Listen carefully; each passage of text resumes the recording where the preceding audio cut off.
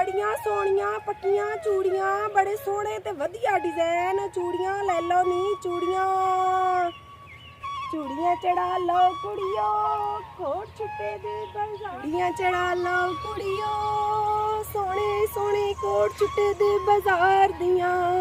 चूड़ियां ले लो नी चूड़ियां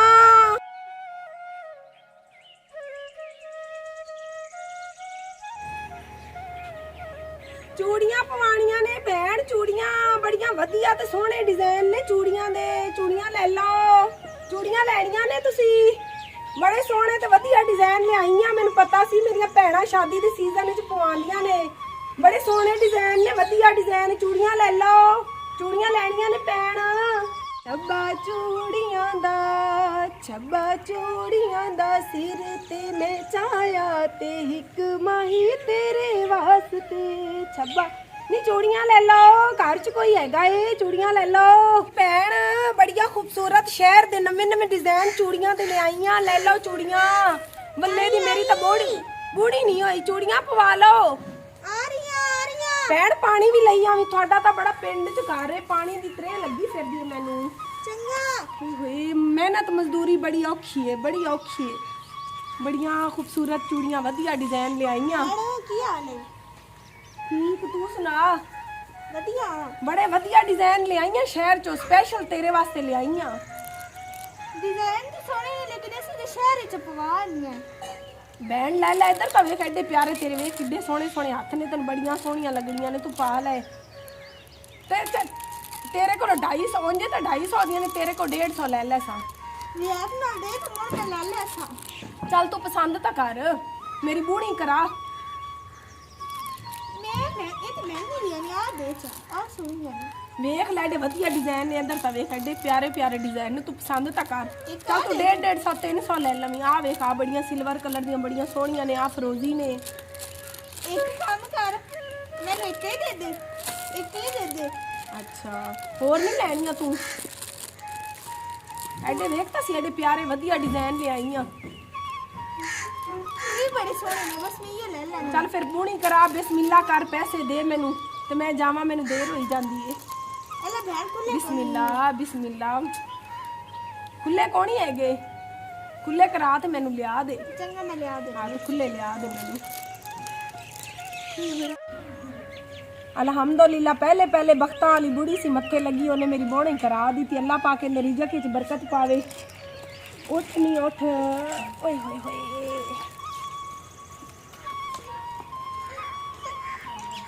अल्लाह करे आज तो मेरी सारियां चूड़ियां वेख जावां देख तेरा प्यार मैनूं मिलिया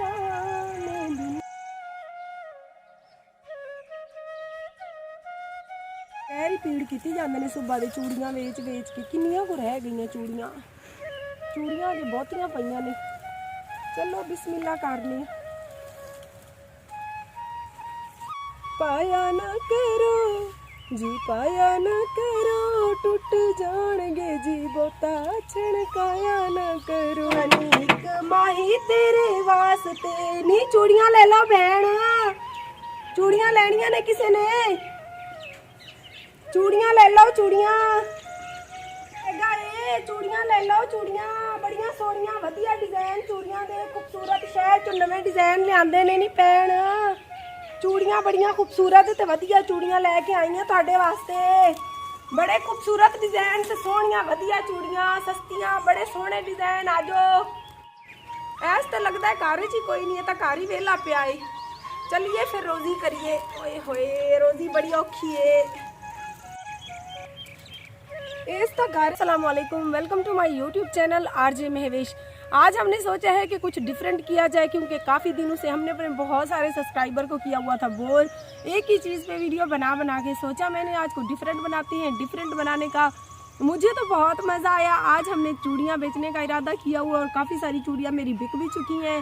और हम आ जाए हुए हैं विलेज माहौल में देहात में, क्योंकि शहर की औरतें तो बाज़ार जाकर भी चूड़ियाँ डलवाती हैं। सो देहात की औरतों को घर बैठे जब ऐसी चूड़ियाँ मुयस्सर हो जाएं तो वो जल्दी से ख़रीद लेती हैं। काफ़ी सारी चूड़ियाँ बिकने के बाद मैंने सोचा अपने तमाम सब्सक्राइबर को बता दूं कि आज हमने ये पंगा लिया हुआ है। अगर आज की आपको वीडियो अच्छी लगे तो आपने मुझे कमेंट में ज़रूर बताना है। बहुत मेहनत करके सुबह से हम दोनों माँ और बेटी लगी और आज हमने ये वीडियो आपके लिए तैयार की। माशाल्लाह से अम्मी का जो गेटअप है वो भी चूड़ियों वाला बेचने वाले के जैसा है। ये आप देख सकते हैं, बहुत ही खूबसूरत मौसम में बाहर की आमद ही आमद है और बहुत ही प्यारे फूल खिले हुए हैं। साथ में आज मुझे भी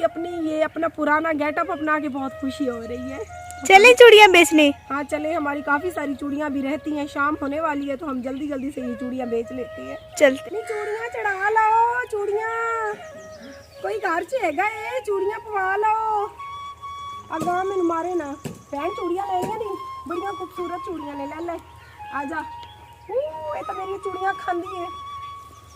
चूड़ियाँ चढ़ा लो, चूड़ियाँ बड़िया खूबसूरत वधिया चूड़ियाँ शहर के नवे डिजाइन लैके आई हाँ। कोई मारी ना